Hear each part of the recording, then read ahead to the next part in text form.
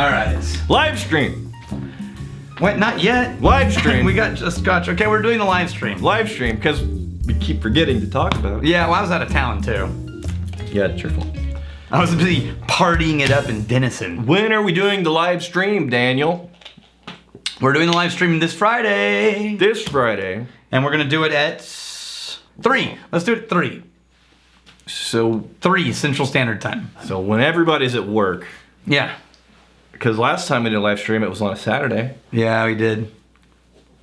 So we're not doing No. All right. So what do we got? So this is the Feathery, which is a product of Spencerfield Spirit Company. Now here's why you would know Spencerfield Company. You know what else they make? Sheep dip. Oh. And pig's nose. I'm doing that. It's right over there. Now, I like pig's nose and sheep dip, and we both like sheep dip. Yeah, sheep dip in terms of not being crazy expensive. So I was in Denison. I went to the little local store. A little touch of smoke. Like a mom and pop shop where I bought the hubris from yesterday. And they had this on the shelf. I'd never even heard of it. It's a new release from Spencerton. And I thought, yeah, I love everything else they make. And then I poured it, and I'm not going to say anything. I'm going to let you come to your own conclusions. So try that, Rex. What do you think? And it's supposed to be a combination of old and rare single malts blended together from, by the way, Tamdhu, Glengoyne, and Glendronach, all of whom we love. You said you're not going to say anything. No, I'm not going to say anything about the whiskey. You say so many things. I do. After you said you're not going to say anything. That's true. It smells really... It smells great. Really interesting. But now you need to try it. Tamdhu, Glendronach, one of my youngest Glendronach. There it is. Oh, wow. Dude. Okay, there's an 8-year-old Glendronach. I'm getting... I don't like it. I do. Just so you know. I'm getting a more vibrant sheep dip vibe. I'm not. I get thin and then bitter at the end. Nope. I get sheep dip, which we're going to have to pull out and compare. Sheep dip, but the flavors seem more rich and a bit more intense to me. I've got Glendronach, Tamdhu. Do you need help? And the other one is, what was the third one? Sheep dip. Glengoyne. So, Brad Whittington. Ah! Rex, you obviously haven't tasted my pound cake. That feels... Brad, this is a family show. That feels vaguely foul. And I would appreciate you not bringing that kind of perversion. I can't find the Glengoyne. I thought I had Glengoyne. To this respectable channel. Benrique, Craig. John Stofang. Did we figure out Stofang? Stofang, right? I remember now from like 5 years ago. John Stofang, otherwise known as Fang. The Fang. The Fang. That's right. Holy sh**. The Daniel on a high horse on a soapbox line was the sickest burn I have heard on this channel. I want to illustrate that now. I'm glad that you appreciated that one. Oh, there it is. You should illustrate that and make it your avatar, your profile pic. Okay, these are the 3 whiskeys that are in the Feathery. Glengoyne, Glendronach, and Tamdhu. I don't know about the year. So Glengoyne, Glendronach, right, and then some Tamdhu. Now all I'm going to do is smell them, and based on smell alone, add them at certain percentages and make shit up. Okay, so we know what that is. And I'm telling you, ooh, that's got some funk. I'm telling you, the Feathery. This is perfectly nice. No, you're wrong. It's a little... The Feathery is our base. Glengoyne's our base. It's a little smoother and thin than I would prefer, but I think that's probably because of the 40%, and not because the flavors aren't good. I think they watered it down too fast. I don't like it. I don't like it. Okay, now, where's the Feathery? It's right here. Yeah, it's the only thing we got. Dude, holy shit, look how close that is. So they just did 1-to-1 to 1? No, I did a base of Glengoyne, I added a dash of Glendronach 8, and I added a dash of Tamdhu 10. And the Glengoyne was the 12. It's got the same problem. It feels thin up front and then finishes with wood tannins. That's wood tannins? Yeah, that bitterness is the wood tannins. I don't know. So nope. So I'm disappointed. This would be my deciding factor. Sheep dip is so much better. Let's try some sheep dip. Do we need some water for that? Or are you just gonna pour it right in? Pour it right in. All right, sheep dip. Already so much better.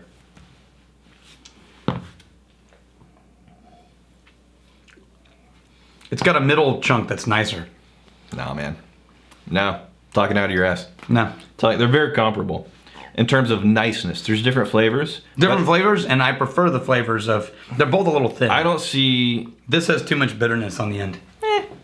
So my deciding factor on Feathery would be, what's kind of an approximate price range for this thing? Sheep Dip's much cheaper. What did we get? This one's in the $50, $60 range, and this one's in the $40, $50 range, or 30 even. And Pig's Nose is in the 30s. So let's try Pig's Nose. All right, so if just going on what we could get it for, then I would say Sheep Dip. Because a 40% whiskey with these flavors. Yeah. It's like Pig's Nose is not all that different either. I don't know who's choosing their blends. Which is a Pig Nose? But they have a style. They have a definite style that they prefer. Because all of these are within 10, 15 degrees of each other. Yeah, so the Pig's Nose is a bit more rounded off vanilla, and I'm getting more of an Irish biscuit on this thing. Yeah, with Compass Box, you get these drastically varying flavors. With these three, you get tiny variations of the same thing. There's a wheelhouse. It's almost like somebody wrote a song, and then these three guys covered it. Well, these are cover bands. But you and I both like Sheep Dip. Yep. I like Feathery. Number 2. You don't like Feathery. Pig's Nose. Number 3. I like Pig's Nose as much as Feathery. But I like Sheep Dip. It's comparable. For the price, I would go for the Sheep Dip. Now, let's all be honest. I'd much rather be drinking just Glendronach straight all day long. But whatever. PC McIntyre, with the white shirt, Rex has a Bob Ross vibe going on. Nice. You're going to do some painting? Come on, use your Johnny Walker colors. Congrats on the 51,000 subscribers. Yes, thank you. Live stream time. What? It's the Friday. Friday at 3 p.m. Central Standard Time. What day of the month is that? God. It's, I just made that up. Open Google Calendar. Oh, who was right? I was right. It's not the 15th. This is why we check things. All right, Chad, edit this out. Live stream. Wait. Don't edit it out. Yeah, edit it because I don't want to be wrong. No, you were just wrong. I don't want to be wrong. Keep that shit in. Chad, I don't want to be wrong. Look, the amount of editing. Chad, who pours whiskey for you?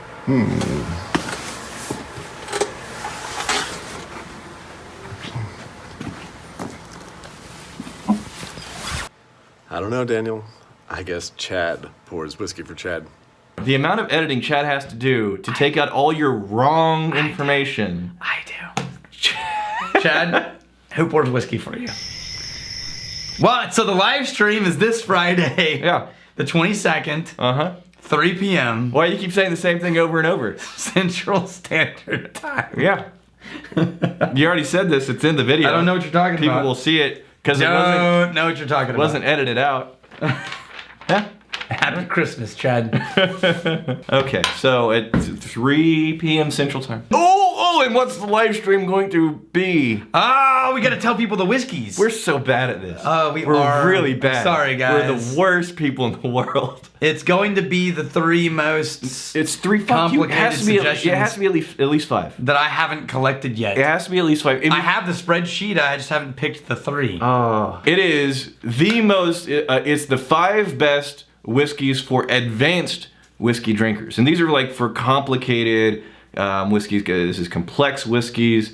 The kinds of whiskey experiences that you need to be, experienced. You need to have been around the block a few times to fully appreciate what that particular whiskey has to offer. So we're going to go through 5 whiskeys. What 5 whiskeys made it into the live stream on Friday? The 5. Our crowd is for best whiskeys for advanced whiskey drinkers.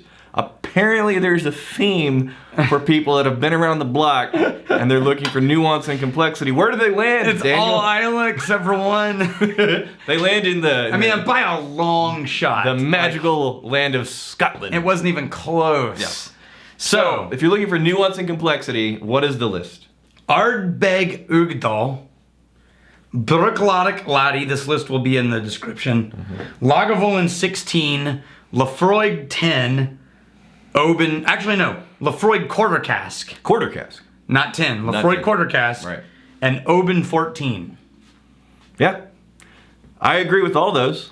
So go get any one of those or all of them or whatever you want. If you want to... What's our honorable mention? That's what we're going to be drinking in the live stream.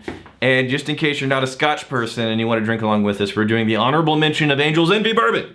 Yeah. Because for a bourbon, it's got some nice nuance in It's there. complex. But for people that are looking for a magical journey, they end up in Scotch. Evidently, it's like hoppy beer drinkers. They all end up in the same place. So, yeah, there you go. I'm actually looking forward to that live stream. Yeah, I know, because that's totally what we like. That's going to be really nice. Scott Library. You try that. Scott LeBrewer. Scott B. Scott B. Wait, L. LeBrewer. Scott LeBee. Scott LeBee. Hey guys, it's a really we've spent so much time on the comment. It's like it's one sentence. It's a huge portion of the episode. The comment is so short. Okay. Hey guys. Hey Scott. Do you know who was the first to start using other types of barrels to finish their whiskey? Good question. Scott LeBrewer. I do know the answer to that. Uh-huh. It was the Scots and the Irish because, they were making their own barrels, but the French started using barrels for wine finishing. And then as soon as the trade routes were established, it was easy to get barrels that had already had something else from other merchants. And so that's going to be in Scotland. Wes Smith. I was abused one time at a mainstream restaurant. I left out the name Applebee's to protect their stupidity. Oh. This was back in the 90s. Good job leaving that out. Yeah, good job, Wes. This was back in the 90s. Had family down and we were enjoying after dinner conversation. And my uncle saw that they had a decent brandy and I followed suit in getting an after dinner brandy. Nice. It went wrong real quick when the server came back from the bar and started asking how we wanted it. You would think get a glass, pour a measure, and serve would be a no-brainer. After about 10 minutes, the server came back with 2 huge brandy sniffer glasses that probably hold 28 ounces. It was probably their margarita glass. With probably an ounce of brandy in the bottom. Oh, this was my only experience in seeing a glass drink alcohol. By the time the brandy made it to the lip of the glass, there was just a hint of brandy making it to my mouth. It's like it took a long journey. It's like a drop at the end. Wes, I gotta tell you, man, you gotta know your audience. Yeah. You can't go to Applebee's and order brandy. That's a rookie maneuver, my friend. I think he's learned since the 90s. When I go to places, when I'm at places like Chili's or Applebee's, I just go for Jameson because it doesn't confuse anyone. Yeah. Give me a Jameson. Oh, okay. I get it. They can read it, they can pronounce it. Yep. They just gotta go like this. Yep. That's it. And even then, it's probably not been poured for like 2 months. Con Lee. Why do you guys censor your words? 2 grown men drinking whiskey, and we are worried about bad words? No, here's the thing. We don't really have any sensitivities. So why do we censor the words? Because we're delicate flowers. No, we're doing this for the school. This is a resource. And if our sommeliers are going to use it as a resource, we can't necessarily have it be rated R all the time. Yeah, and as part of a school or in a department, there's boards of directors and all this other stuff. And really, that's, we could probably have the right kind of conversations with the right people to make it a non-issue. And remember, this is a nonprofit. We have different expectations of us. Right. So really the biggest reason for us and the most practical reason is there's a surprising number of kids watching the show, like little kids watching the show with their parents. And we both have kids, and those handful of shows that you like to watch that you can actually have your kids sit around and not have to be worried about what's going to happen or what's going to be said. Yeah. We want to make it easier for the parents to convince their kids that, no, this is great. Sit down and shut up. Yeah. And they don't have to worry about... Because both of us as parents have had the moment we were watching something on our laptop and our kid came over and was like, what are you watching?